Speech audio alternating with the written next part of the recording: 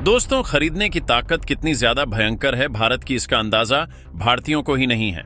दरअसल देश की अर्थव्यवस्था को दो पैमानों पर नापा जाता है। पहली होती है जीडीपी इन नॉमिनल, दूसरी होती है GDP in purchasing power parity, यानी कि जीडीपी पीपीपी। अभी आपको बताया जाता है कि भारत की जीडीपी 4 ट्रिलियन है, 4.2 ट्रिलियन है, वो नॉमिनल फॉर्म में होता है। लेकिन जो दूसरा तरीका होता है मापने का अर्थव्यवस्था को, वो होता है उस देश की परचेसिंग पावर से, यानी कि वहां के लोग और उस देश की कितनी ताकत है खरीदने की। और आप जानकर हैरान हो जाओगे, इसमें भारत वर्ल्ड में तीसरे नंबर पर आता है। इतना ही नहीं, हम चीन अमेरिका से ज्यादा पीछे नहीं हैं। यकीन नहीं आता, खुद अपनी स्क्रीन पर देख लीजिए। आज की तारीख में भारत की परचेजिंग पावर है 17.5 ट्रिलियन डॉलर। सही सुना आपने, 17.5 ट्रिलियन डॉलर की इकोनॉमी है हमारी परचेजिंग पावर के मामले में।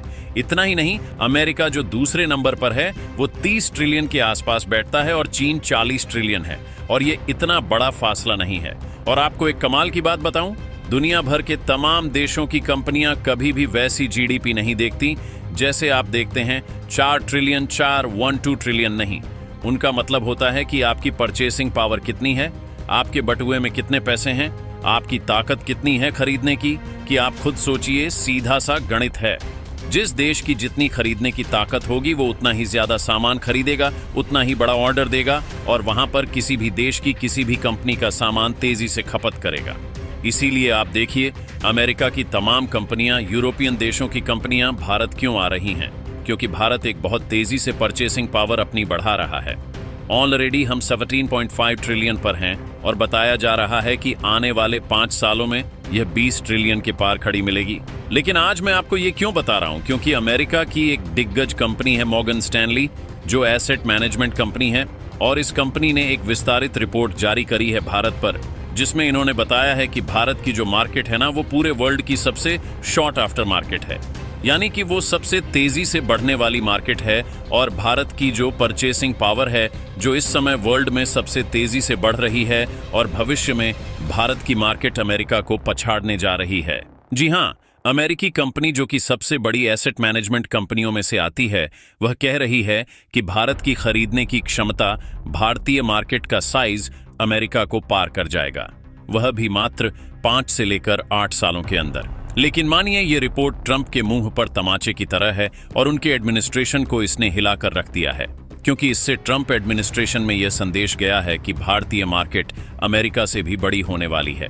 इसीलिए अमेरिकी कंपनियों के लिए बहुत जरूरी है भारत की मार्केट। अगर अमेरिकी कंपनियां ट्रंप के टेरिफों के कारण वहां पिछड़ती है, क्योंकि ऐसा तो है नहीं कि ट्रंप भारत पर टेरिफ लगाएंगे और उसके बदले भारत कुछ नहीं करेगा।